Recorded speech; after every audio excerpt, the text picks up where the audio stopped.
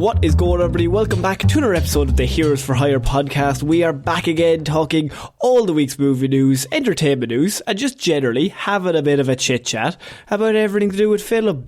I am joined as always by my best man, Mr. Shaun. Me and Shaun, how's it going? Good, Conor. Bank holiday in Ireland today, so I'm doing nothing but talking to my friend. Just chilling. And when is that happening, that call? Oh, it's right after this, actually, you know. You dickhead. Fucking got him. Well, Shaun, good news is that, and look, if this is someone's first episode, this is going to be our Thunderbolts spoiler review, so we will get into that for a second. There won't actually be any movie news, even though I just said it in the intro. That's the intro to the episode. Please leave me alone. That's pre-recorded, folks. Pre-recorded. I didn't have. We could have just made me do that once, and then I never have to do it again. Lad, that's so easy to do. If you want to do that, I'll just save it in the template. It's fine. And then me asking how you are, and you just keep going, good. You know, I have to do a fresh intro every time.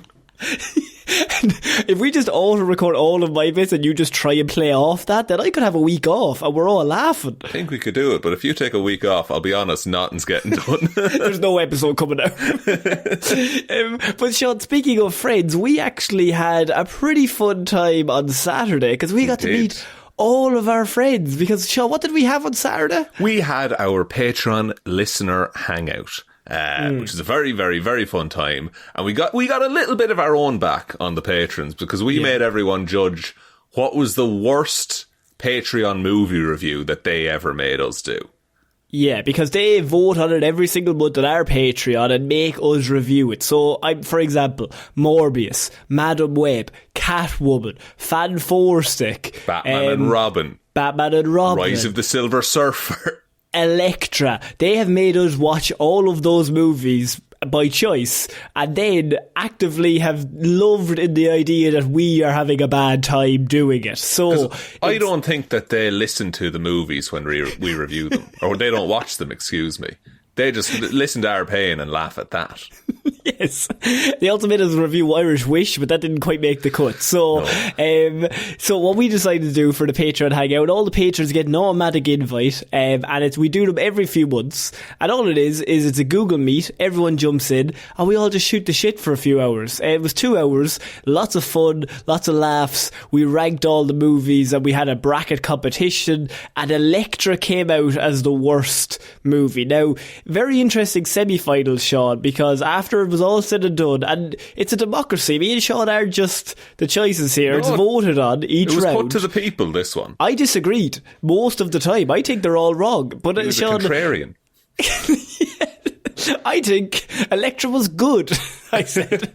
No, but the semi-finals were on one side, we had Morbius up against Madam Web, and on the other side we had Daredevil 2003 against Elektra 2005. So it was Sony v Fox going into the finals. Pretty tough and stacked categories.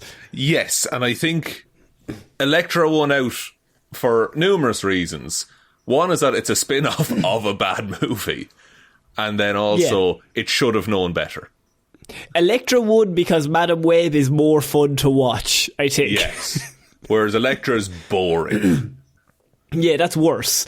So if you want to go to the next one, all you have to do is become a patron, and also you get access to all those movies that we reviewed over there if you want to listen to us review all them, Shaun. What I would do personally is I'd sign up for a month, listen to everything, and then cancel it.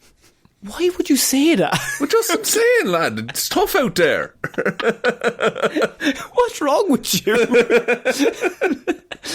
I would sign up for 6 years, not listen to anything. Don't even. I would engage. prepay 6 years in advance. Actually, don't engage in any content.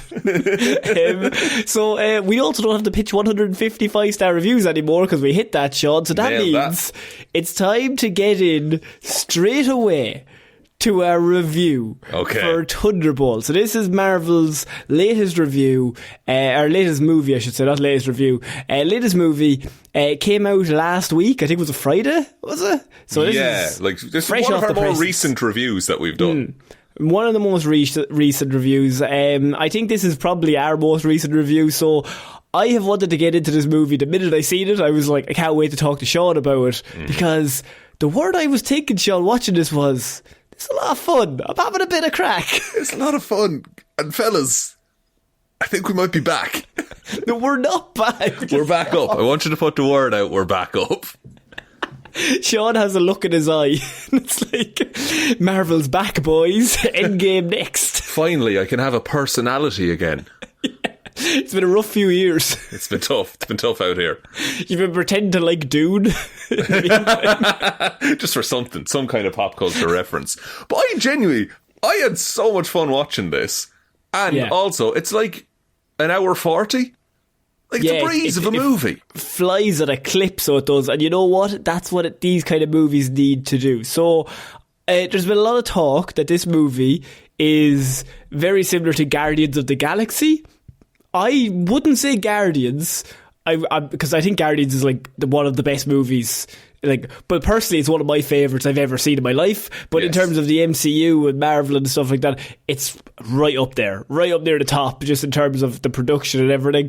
I would say this reminded me the most of James Gunn's Suicide Squad 2021. I got real heavy vibes of that from this, which is not a bad thing. I would say that's quite a good thing, because I really like that movie too. As two people who really enjoyed that movie, I think that's a very good and fair comparison. Because it's like, this movie's genuinely funny, but it also weirdly has a lot of heart to it. It's so much heart.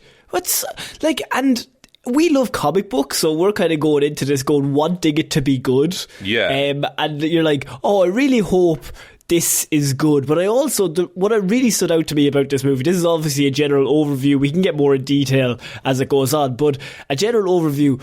I love the fact that this movie feels like, you know, if Spider-Man and you're reading Captain America comic books, and look, Shaun, as an avid Spider-Man reader yourself, they might not be doing the best storylines. They might not be... For the last 15 years, correct. They're in the trenches, if you will, right? Yes. And like, you're reading them every month and you're like, fuck me, I'm just not vibing with it. There's spider totems going on. I'm not really liking what... for me. It's too much. I'm 8 years old.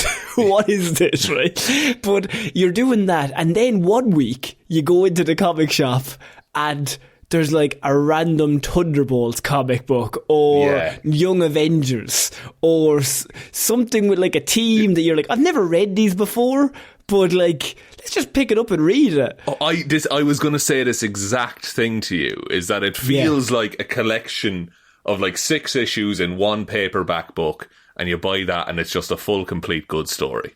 And I think not every movie has to be, and obviously you have the big bit at the end where they're the new Avengers and it actually all morphs in, but for the first like hour 40, like there's probably hour 50 in the movie, like hour 45, this movie just to me felt like when I used to go to the comic book store and I would just pick a different character other than Batman. So like, I'm reading Batman and I'm like, oh, okay, it feels like a chore sometimes to like, I'm not really liking the storyline that they're going into. I'm like 3 issues in, not really, but there's this random story over here the Green Lanterns are involved in. I just pick it up, look, this is going to be fun, this is going to be a bit of crack, and then it just felt like kind of an escape from all the big MCU stuff. I was like, oh, things could just be fun for an hour and a half. This is real good.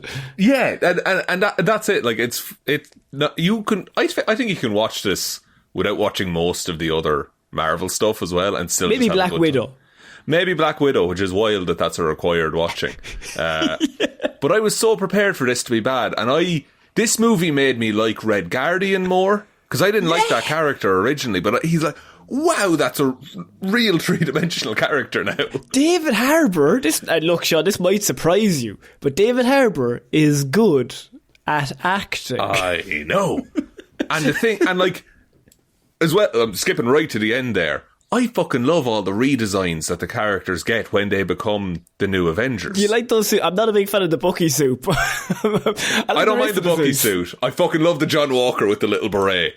Perfect. We're talking about John Walker. There's about a 15-minute John Walker cut in this, so just Sean, I have one question, by the way, before we get into this. Did you watch the cinematic cut? Or did you watch the Taskmaster cut? Now a lot of people know about the Taskmaster cut, but I watched like the Rogue cut in Days of Future Past, but it's a lot more Taskmaster. It's another 45 minutes of screen time.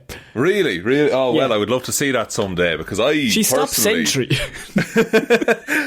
Taskmaster was, going into this, the deadest person to ever exist on film. She was Slipknot. Yes. But, like, just got fucking shot in the head by Ghost. And I'm going to say, congratulations, Shaun. You won our little competition in which we set up last week or the week before. Not quite, I can't quite remember. When we were trying to pick the exact moment without going over of when Taskmaster would die in this movie. Yes. And I think you picked 22 minutes and I picked 23, which means, and I checked, Shaun, she dies 17 minutes into the movie. So technically you are the winner of our prize, which we don't have here. We actually don't, there's no prize. So I get to be the next Taskmaster is what you're telling me. Yes, that's the next route. Yes. You have to fight Sentry. Like, is it Olga Kurylenko? Is that the actor's name? Yeah. Clearly was just not on set at all, by the way. Like just have her face in a mask, fair play to her. Face in a mask. And I fully feel there's no saving that Taskmaster character. Like, yeah, there was people that were like, maybe this is like an apology because they did it wrong the first time, so they're killing her off so they can bring back the real Taskmaster. And I was like, that's not what's happening here. I'm pretty positive she's just dead. Like, yeah, and I think you just can't have someone that knows all the Avengers' powers and moves just wandering around either without asking questions. I think this is... Go ahead. I assume what happened was they wrote that scene where I don't think Taskmaster is in this movie at all, first draft. Okay?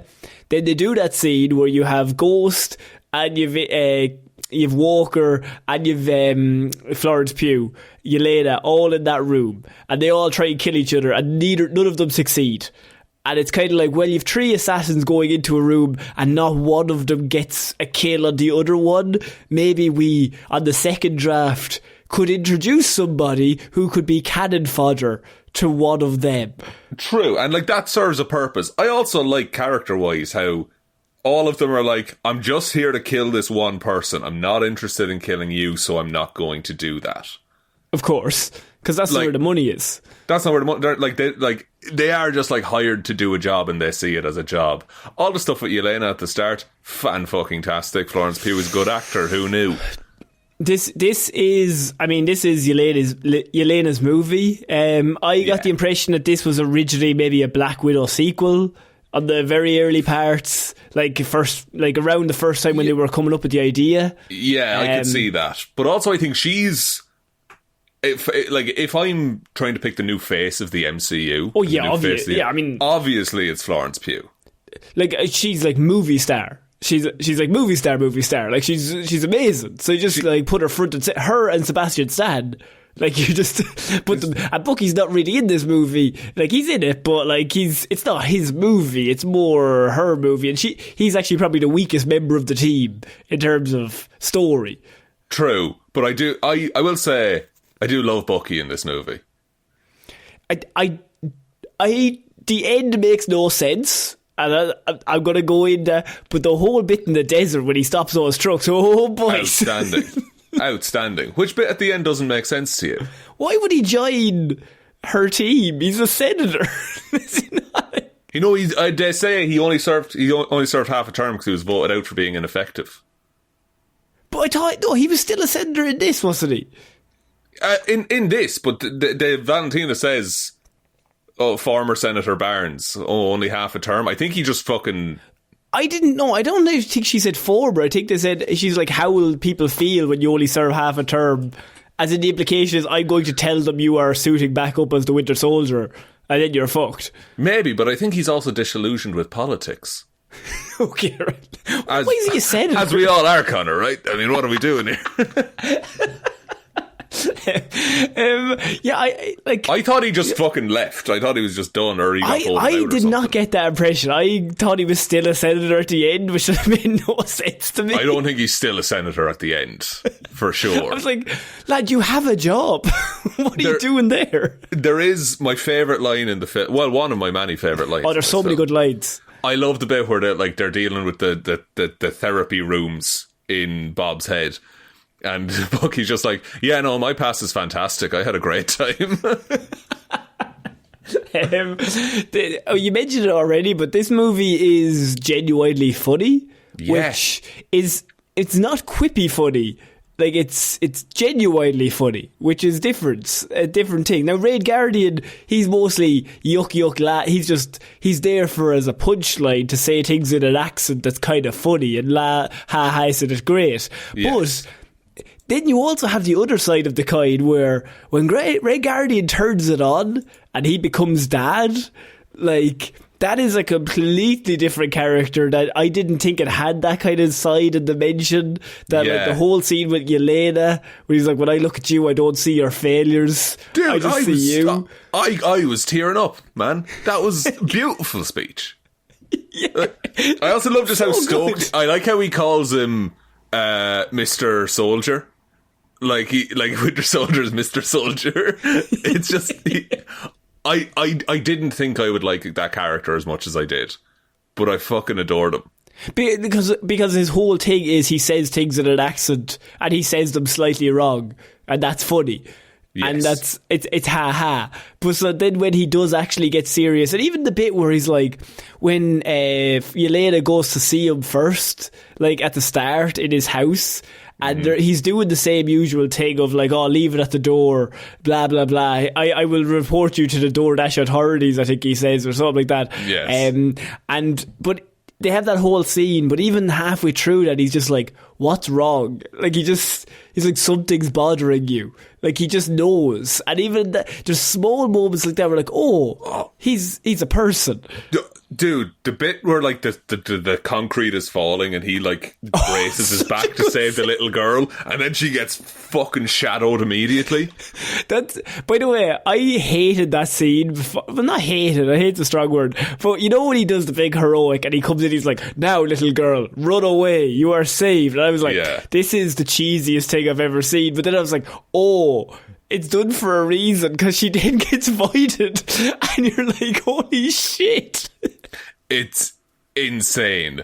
Like, that was kind of the point where I knew, okay, being voided doesn't mean dead, because there's no fucking way they're just killing a child. It would have been some laugh if it did, though. Man, so good. We'll get to Bob in a second, but John Walker in this movie. Oh, Shaun, all right. I'm gonna fight everyone, right? And this is one of those times where we get to gloat. Because, right, years ago, there was a little TV show, a little series, known as Falcon and the Winter Soldier that came out. Hell yeah, there was. It was not very good. Now, it was alright. Some of the worst villains we've ever seen until Ms. Marvel came out. The Flag Smashers, I think it was. It was not good. You remember Carly, right? I do. I remember them well. They were not good. But the one thing in that show that got the most shit, which really confused us at the time, was John Walker being played by Wyatt Russell. Because Chris Evans had just left, and so there was a lot of... People were emotionally connected to one character, and then this guy comes in. And I think we instantly connected with the shithousery that he brings to that role. Because he's fully like this smarmy asshole, but also he also for a lot of it can back it up as well. Yeah, and even in that series, I remember me and you, and I remember I was getting messages of like, you guys are idiots. What are you doing? And we were like, no, why? To me, John Walker is the equivalent of like Damian Wayne. Where like loads of haters, people are like, he's a dickhead. I'm like, I agree, but I'm really, for some reason, I like his shithousery, that when he's on the screen, he's just saying mean things, and I'm like, this is really funny. I like him because he's a prick, and it's not often you get to see a prick be on the good guy team. My favourite line in the whole movie, well, there's a few of them, but when they're trying to get out of that room that's about to be burned up, and Bob asks, they're like looking around for the button, and Bob goes, what are we looking for? And he goes, we're looking for not stupid questions, Bob. I called him Bobby the whole time as well. It's just, we're looking for not stupid questions, Bob. And I was just like, oh, great. John Walker, you're just, nobody likes you, and that's great. The bit where they're in is at the back of the truck, and they're just like, what's the deal with your hat? She's just like, the helmet. He's like, I think it's cool. Oh, well, then we think it's cool too. Yeah, it's cool. Or when he's trying to get them out of base and he's like, I have a plan, don't worry, I know what I'm doing. And then the man's like, identify yourself. He's like, no. And then Ghost just rolls her fucking eyes. Oh, for fuck's sake. So good. Great Ghost in this movie as well. Like, it has a lot of agency.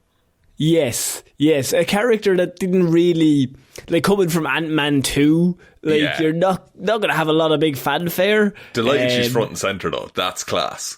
Yeah, and also really good development of the powers to be like, I can only hold it for a minute. Yeah. And then, like, you have the sound waves that can kind of, like, I don't know, mess it up. Yeah, neutralizer that, like, there's a certain frequency or whatever that fucks it up. I think my favourite thing is how naturally everyone speaks to each other. There's that bit where they're comparing shitty childhoods, and she's just like, raised in a lab to be an assassin, didn't really have one. It's just like, it's just, they all speak like humans for the most part. Yeah, and I think that's where the strength in this movie is the dialogue between them. And it's like, it's all completely natural and it's all really great. The scene when they're all tied up, when Bucky ties them all up, and then he's on the phone and they're trying to tell him about Bob, and he's like, who the fuck is Bob? And then he's on the phone and they're then saying, oh, Bob is here. And he's like, Bob? And then they're all like, Bob. Yeah, yes. We've been trying to tell you. And I think at one stage you just go, stop saying Bob for 2 seconds. Let me think. On Bob, I'm a you massive... You are the biggest Sentry fan I know, so I am very interested to know what you thought of the Sentry in this movie. I will say, my favourite origin for the Sentry is the one where everyone forgot about him, including the real world, and he was, like, discovered because someone found a bunch of old comics in the real world. That is impossible to do on film. Of course. This origin for the Sentry I love. Because there is once the Sentry was brought into, like, the main Marvel universe, the origin they went with for some of it was he was a drug addict who broke into a lab and just drank the first serum he found, which is kind of dumb. But the idea that he was a drug addict who wanted to get better and was taken advantage of by the world is way more interesting. Yeah, and then the Void being like, the Void being his inner depression and his inner, like, shame as well is a big part of this. His shame, and also, like, his need for more drugs that he's, like, trying to push down. Yeah. Like, his cravings, like, coming back up. Like, the demon inside him on one shoulder. Yeah, like, I love all of that. I love the little nods to, like, they're trying to make, they couldn't say Superman in this movie as well, which is fucking hilarious. Their own super person. So I love, like, the R&D of, like, what's the best hairstyle for Sentry to have? Here's all our logo tests, the colours. The suit looks fucking phenomenal, by the way. I didn't really like the suit, but I also realised that it's very comic accurate. Yes. So I'm like, and also even the blonde hair, I think Lewis Pullman looks better without the blonde hair, but that makes the blonde hair better, because then clearly they're like, oh, we've asked a survey, and blonde hair is what people like, so we're going to give him long blonde hair, even though he looks worse as a person. Yeah, and he's entirely created by marketing. Like, they use the line 1,000 exploding suns, which I was so... Every time I hear that, I just think of you telling me that. Because you lost your mind. It's like, what does that mean? Because it's one of my favourite comic book phrases, because, like, nobody's ever gotten to 900 exploding suns. I was like, this is not enough power. Yeah, I need more. I need another 100 of these. I love how effortless everything is for him in that fight scene in Avengers Tower. That's a really good fight scene in terms of how it's structured. I think the CGI in it, they're very bendy They are very bendy. The time. They're very bendy men. It gave me like end of Black Panther vibes. Not that bad, I will say. Oh, there's a bit of Florence Pugh where she's made of Play-Doh at one stage, but true. But I think anytime the action slows down, it becomes a lot more clear. The bit where he's holding Bucky's arm. Yeah. Did you like the bit in the trailer when they added Taskmaster? That's it. Just for all the Taskmaster fans out there. You know what would have been an absolute laugh? If she survived, she came back up in that scene. And she was like, guys, I'm okay. I figured it out, don't worry. And he just ripped her arms off and threw her out the window. She dies twice in this movie. They rob her body like the first time. They do, yeah. That's a good scene as well, actually. Because John Walker's just like, she would have wanted me to have it, you know? She's not going to need it. He's the worst. And then when Bob is just like, oh, you're Captain, you're an asshole. Like, yeah. I'm like, yeah, he's just a complete dickhead all the time. But it's because he's just been burned. So like his brain has been warped by all of the things that have been said to him by other people. Yeah. And also the super soldier serum enhanced all of that. Of course, because if he's feeling bad about himself already, and then he's feeling anger and he's feeling shame, and then the super soldier serum just explodes everything by 10, and then he just like it feels even worse. And that's even like that's referenced in is it Mal is talking to Val in this, right? And she's saying kind of what Stanley Tucci said in the first Captain America, but it's like you put the super soldier serum in Steve Rogers, you get Captain America. You put it in someone with the mental instability of Bob, and you don't know what you're going to get. Yeah, and it doesn't mean that he's a bad person. It just means that I think the majority of us, if you're going to have blend comic books in real life, but if the majority of us got that serum, we would just turn into John Walker. Like you would just like.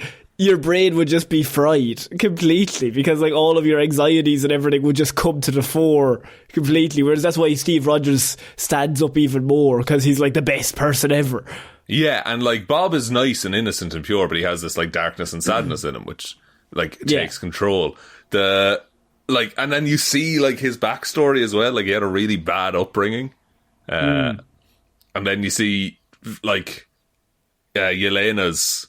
Yeah, what did you think of all the void bits? I thought that was a really interesting, it's a really cool scenes that you can kind of introduce. I would have liked one from maybe Ghost or somebody else in the team. I feel like there's probably a version of this film that's maybe 10 minutes longer where it deals with the other members of the team. But I guess you can maybe flesh those out in other projects rather than putting them all into this. Because that's like the height of tension at that point. And you don't want to cut away to 5 other stories. And the Yelena one is really good. That like she leads the other girl into the forest to kill her. But then it gets ramped up even more when she has to rewatch it over and over again later on. It's fucked. Like it's so good. It's such really good tension in that one. John Walker's one is so good because it's so mundane that it's good, if that makes sense. Like he's not killing anybody, but it's just. His life is ruined because he realizes, like I'm like I'm the villain. Am I the baddie here? It's the point. He can pinpoint it down to like, that was the final straw. Yeah, when he doesn't pay attention to his own child. Yeah, because he's reading news articles about himself. About how terrible everyone thinks about him, and they all think he's a dickhead. Yeah, and like even when it comes back to him, there's that moment where he's like looking down the big elevator shaft. And I don't know if it's played like, is he going to jump or not? I think it's good that it's left ambiguous, but I feel like he's definitely thought about it, you know? Yeah, he's like looking down like, there's literally nothing for me. Because also the way he does everything in this movie is the actions of a man who does not care about self-preservation. Yeah. Like, I know he's superpowered and everything like that, but like, he punches a shield into an electrical box without hesitating. He says he doesn't even try and lie to those guards in a way that would avoid a fight. And like, when that massive chunk of asphalt is falling, he's the first one underneath it by himself. Yeah, but I also would say that a lot of them, like Florence Pugh in this, has the exact same traits. Yeah. Because they're like, our lives are empty. There's a void in all of our lives that we just can't fill because we're terrible people and we can't see any way out of being a terrible person. And so, whenever there's a moment where they're like, I'm just going to give up and just sacrifice it all, like they'll just do it. Because like even like when the void starts taking over, like Yelena just walks straight into it. She's like, it's a kind of but like... all of them do. Yeah, as a kind of like a comeuppance. To be like, look, I kind of deserve this. There's like part of this like, oh, I deserve this. Yeah, but like, and it's like, if this is it, that's fine. But maybe I can also do something. But if I do die, that's fine. There's that bit where like the flames are about to come down and Ghost hasn't opened the door yet. And she accepts it, man. Yeah, with the bit when she closes her eyes. And they're like, oh, she might not be coming back. And you're like, oh yeah. And you just have that moment where she's just like, good. Just, it's fine. If it happens, it happens. I'm perfectly okay with that. Which is like amazing bit of character writing. Terrible state for anyone to be in. Talk to someone, please. And the whole point is like it's all about your mental health, and that they're all just like completely broken, not by themselves, but by like the world around them, and they're all in different stages of depression. And look, I am an absolute fucking sucker for a found family movie about accepting yourself. You love it. By that last scene where he's just beaten on his darkness and he needs his friends to draw him back. Bob, what are you doing to me? You love a villain that's defeated by love. Yeah, every time it gets me. Every time we try and hug him to better. Like, or Timmy, remember all the good times that we had. And I also, at the end of this movie, they do the Sentry amnesia plot line as well. Yes, that he can't remember anything, which is good in one way, because then you're like, oh, it keeps up the Sentry amnesia. It's bad because then you lose that moment where he's like, oh, they all love me, and he doesn't really remember that. But they also have that in their back pocket, that it's kind of like, he's our trump card that we can pull out if needed. Yeah, and like Bob now, like, because it's the end credit, the after credit scene is weird. Go on. Do you want to talk about the after credits? I do. Okay. So there's the first one, which is in the cereal aisle, which is just a bit of a laugh. Yeah, that's Red Guardian being Red Guardian. Yeah, but the main one, Bob remembers that if he becomes the Sentry, the void happens. Yeah.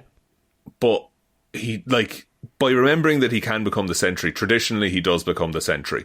I guess it's different rules in the movies, but that's just a weird decision. I get what you mean, because the whole idea is that he has amnesia, and then the minute he remembers that he's the Sentry, the void also appears. Yes, and that's the trade-off, always. So then you either have to have him in a state of not just being a regular man, or he's the best hero and best villain of all time. There's no in between. No, and it's not the use of his powers that brings the void out. It's the fact that like the Sentry exists as an idea. But they're doing it more on a term of like it's mental health based, or like it's his own inner darkness and internal battle that brings out the void. And I could see that like the longer he stays as Sentry, the more likely, the stronger the void gets as well. So it's about balancing his mental health and staying and not using the powers at the same time. It's kind of like they're kind of using him as the Hulk in a weird way. They are, which is huge because that team doesn't have a powerhouse. True, but he's also he's much more volatile than Hulk as a powerhouse. I think part of me really would have liked, more volatile than Hulk is wild. And the fact that it's not Anchor, it's the sadder he gets. So if he's in a fight and maybe, I don't know, perhaps Yelena gets killed, he's going to be super sad about that. And then, although technically the bad guy will get turned into a void. So that's true. I suppose it's a win-win. The I part of me would have liked. Bob has full amnesia, but he's now like the human Jarvis in the Avengers Tower. Like he's just helping day to day and stuff like that. Because he even says at the end, I did the dishes. I think that's actually a really good part for him, that they're just like, oh, we're your friends. Yeah. I know you can't really remember us, but we're just your friends. Don't worry about it. And I like how it's the Thunderbolts, the new Avengers, and Bob will return at the end. Also, sorry for jumping around, the design of the void. Oh, perfect. Phenomenal. Like, just a little pinpricks of eyes, and it looks like you cut a black space out with a film. Like, it's insane. And the bit when he's like smiling at him when he's getting punched, and all you see is the teeth and the eyes, is fuck off. That's so good. Whoever came up with that idea, because they're like, well, we don't have to design the villain. the villain is just a sentry, but void of him. Anything. Yeah. Of anything. He's just a void. So let's just make him, there's just a big there's a square of black that should be sentry in the film. Yeah. I just think I really like this portrayal of the sentry, and this is that's me as a sentry fan. I'm very, very pleased with it. I think that the movie's strengths are in the fact that it's just a movie, and I think that's the best thing ever. Other than, like, obviously it's doing the big setup for the new Avengers, and they included all that at the end. But if they were just called the Thunderbolts, and it was just a fun story of, like, you're following the Thunderbolts as they just try and overcome this fucking terrible villain that they've created, and they're just trying to figure it out, also trying not to die themselves, and, like, their own internal battles one by one. I think it's a really good, just fun movie. And I think that's the best thing they could do at this point. Because, like, I mean, Captain America Brave New World came out, like, 2 months ago. And it was not positively found. It wasn't negatively, but it wasn't positive either. It wasn't a smash hit or anything like that. It had weaknesses. Yeah, it was fine. And even that's addressed at the end, is like Sam and Bucky have this now little weird strained relationship again, and they're trying to trademark the Avengers name. So who's in Sam's Avengers then? I'm trying to think. Obviously, Falcon. Falcon is there. Might get Miss Marvel in. I don't think they're doing Young Avengers at the same time as doing New Avengers. No, I could see Matt Murdock joining Sam. Be fun if they brought Matt Murdock in as the lawyer that Sam brings in to sue the New Avengers. That's could be the route that they take. She-Hulk as well, maybe. You could bring She-Hulk, the two of them in as a duo, as a crime-fighting duo in the courtrooms. And I think then you put Spider-Man on the New Avengers. I don't think so. Yeah, I suppose, because the next movie is Doomsday, I think, so... Fantastic Four is next. Oh yeah, well, Fantastic Four and then Doomsday is the big, when they're all going to come back together. So, I mean, it's going to be really funny when Galactus comes, or Doctor Doom, and, like, our Avengers are these guys. Yeah.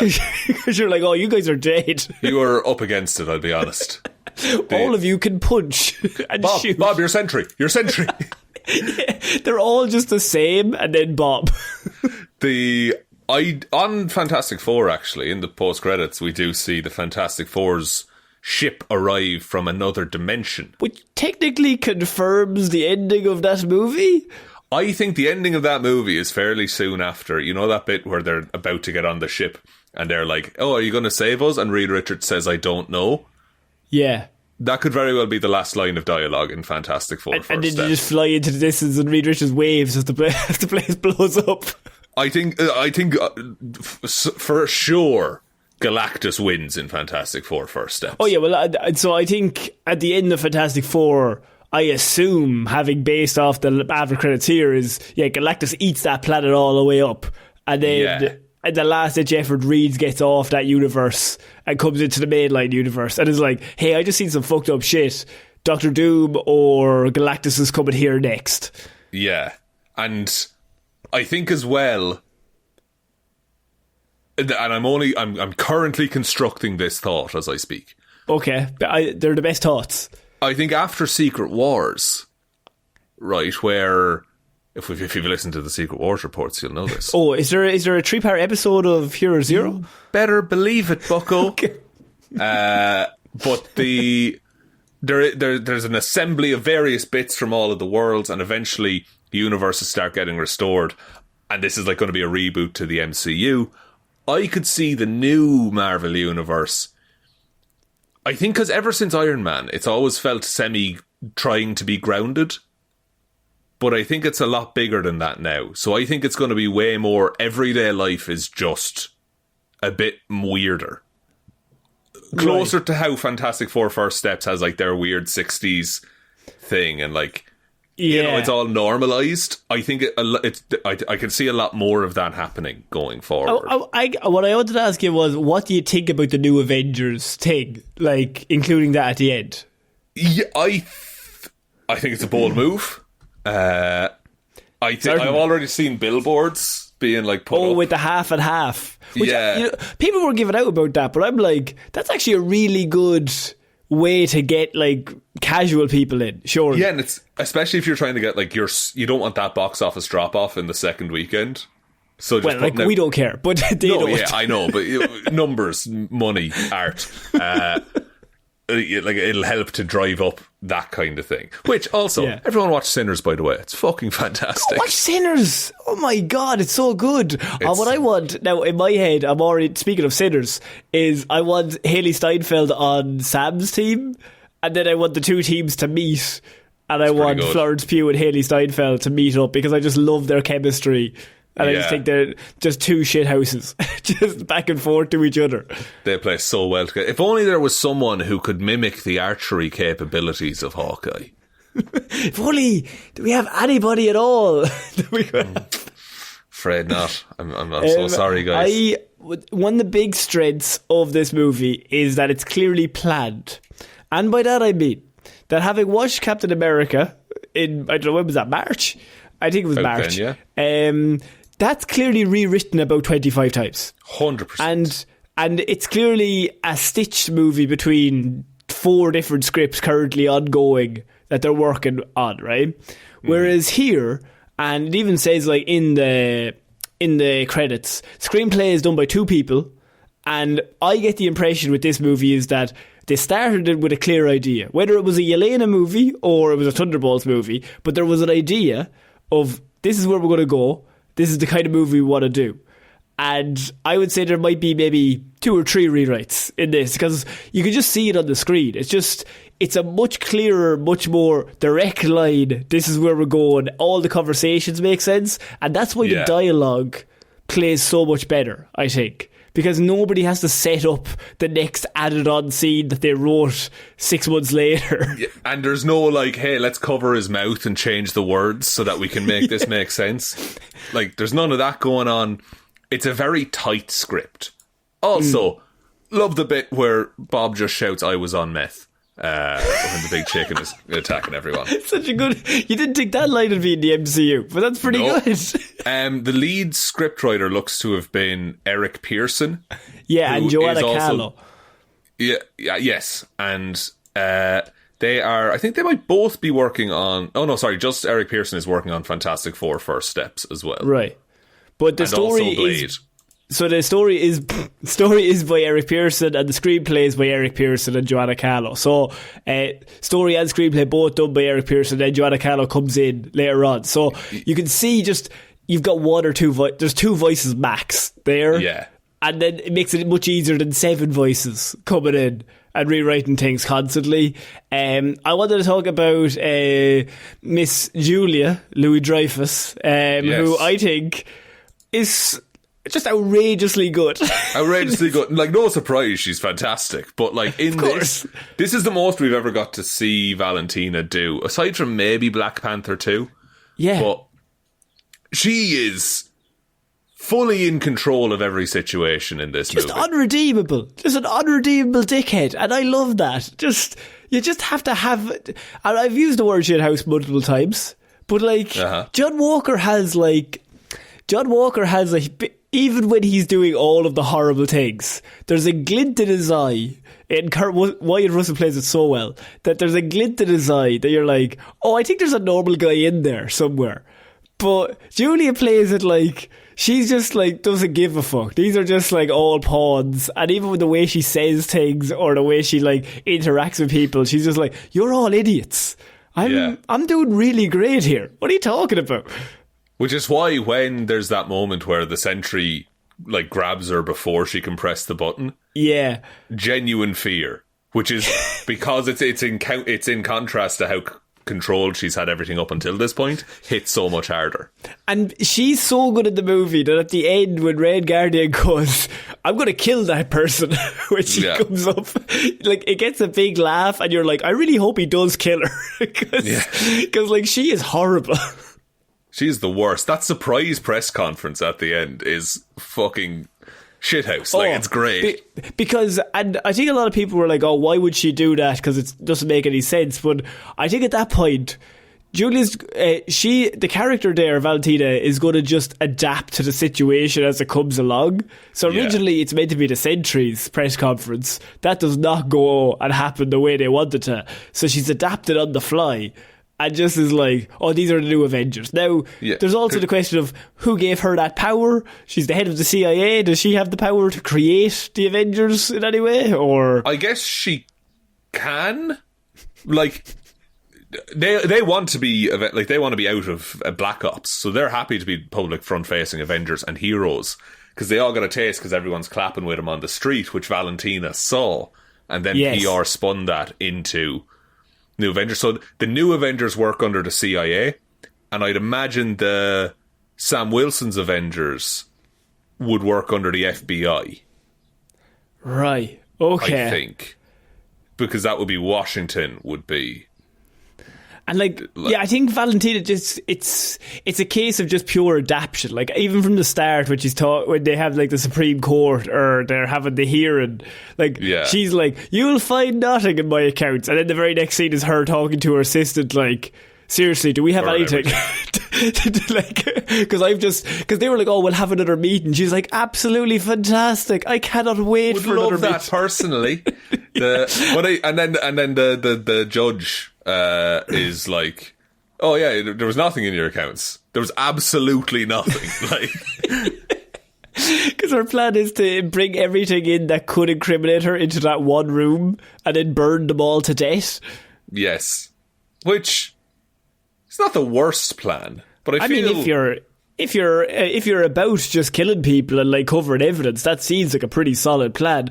But I think there's so many good lines, by the way. But John Walker saying we're looking for not stupid questions, Bob, really got me. But the other bit that really got me was when Valentina goes, "Please don't gasp at work," to her assistant. Is such a good one-liner. It's fantastic. Like, every word out of her mouth is great in this. It's just shit-eating grin. Constantly. Just like everything she says, you hate her. And then you see, like, she has when she touches Bob, she gets the vision of her childhood. And you see where she came from. Yeah. And you see, I think in a lesser movie they would try and make her sympathetic, but that's used out to like round her out to be like, okay, so she's had this horrible past. But then you go the other way, like, well, everybody's had a horrible past in this place. Everyone in this movie has suffered tremendously. But it's just what you do with it. It's like the thing we talk about, like, with Batman and Black Mask on, like, Friday's Hero Zero, where you're just like, when you've had traumatic event, it's how you go after that. And, like, you see her having the traumatic event, but then she just still turns into a massive dickhead, just because. Yeah, like, it's the bad guy and the worst guy. Isn't that the thing she uses? Yeah, look, they use that a lot. Look, it's probably a bit of true with it, but still, I think that like the movie works because she's such a shithouse that like even you have all that team of people that it's really good because it does the balancing act of they're terrible people, but we like them. Because they're just like that's why I got the Suicide Squad vibes. Like James Gunn's the Suicide Squad. Like you've Harley Quinn and you've Deadshot and you've all and even John Cena's Peacemaker, who is the biggest shithouse. Like he's a dickhead, but you kind of just enjoy him because he's ridiculous. It's fun to watch someone behave like that because it's so larger than life. Yeah. Also don't say please don't gasp at work. Just I'm going to use that in everyday life. Just because her assistant I think just goes she goes please don't gasp at work. She has a nice little arc as well if she eventually does stand up to Valentina. True. The strongest scene in the movie I would still say is Yelena had Red Guardian on the street. Yeah, when great. When Florence Pugh gets to act and she's acting. And David Harbour keeps up as well. Like, of course he does. I mean, like, I don't think it's said enough that like everyone in this movie is just killing it, just absolutely like 10 out of 10. But Florence Pugh is 11 out of 10 because like the movie's on her shoulders and she does that. Even the stunt at the start when she like leaps off the building. And you're like, and they do that for real. That she jumps off like the Medeka, is it the second tallest building in the world? One of them, yeah. And like that whole intro when she's like the narration is going over and she's like, I feel nothing. I don't have any purpose in life. I don't know where I'm going. I'm just drifting. But like you see like her fucking parachuting in, killing all those guys, just slowly breaking through, just like blowing up the building, goes, okay, I did it. She's just the best, but she just feels nothing. Yeah, but also like everything is almost effortless to her. Yeah. Like it's robotic, and she's fighting that guy and she's calling out everything that's going to happen. I didn't expect to like this movie as much as I do. I thought it was maybe going to be a bit of a flop. Yeah. Also, the limo scene is so good.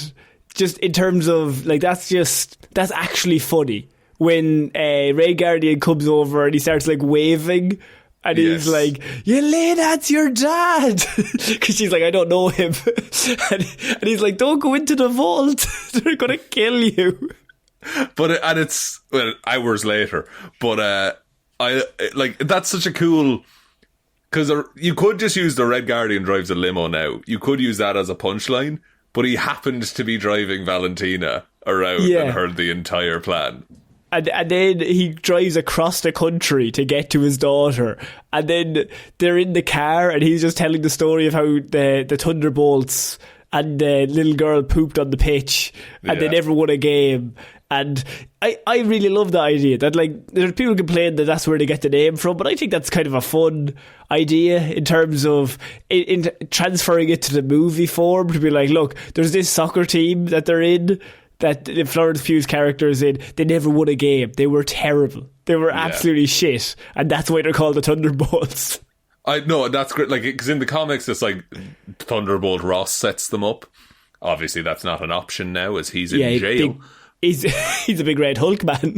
Big red Hulkman. But I think it's just a name, and also it's not their real name at the end of it. So get over yourselves.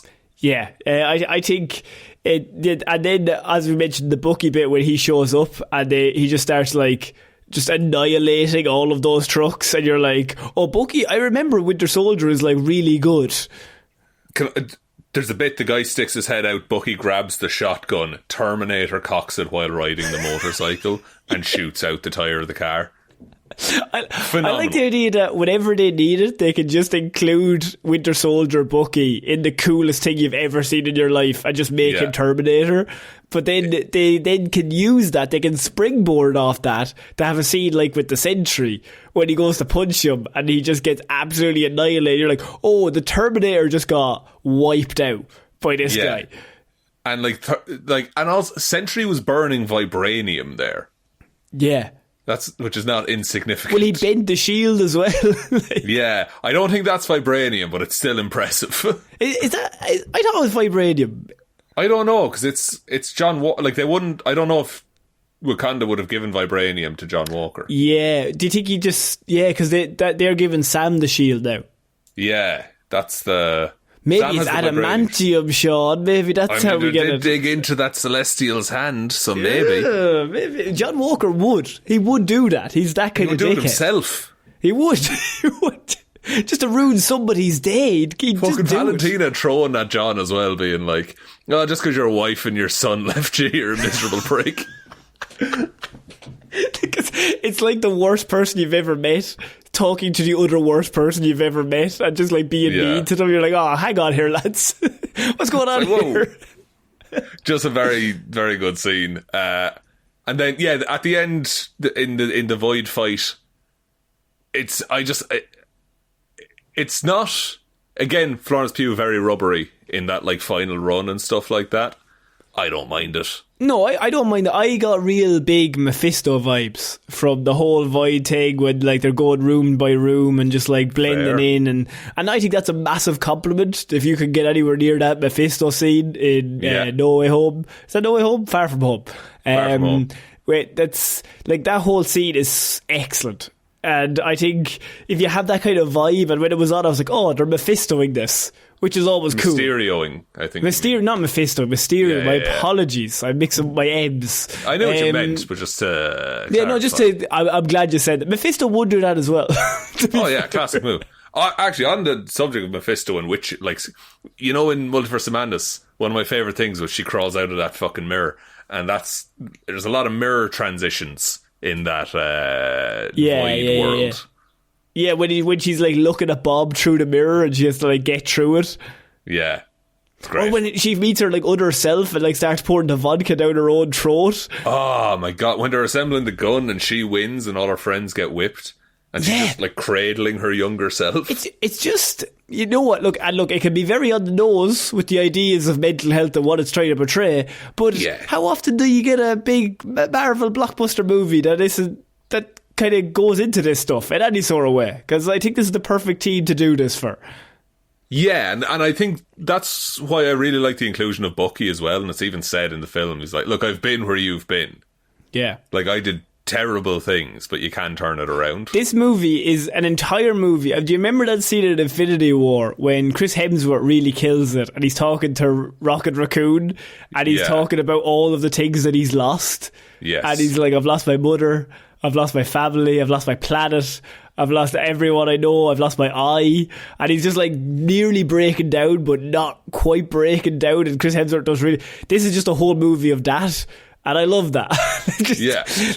You can't do it for every single movie, but you should be allowed to have one movie full of losers that are just trying their best. Just a lot of people right on the edge, and they do end fairly well off at the end of it.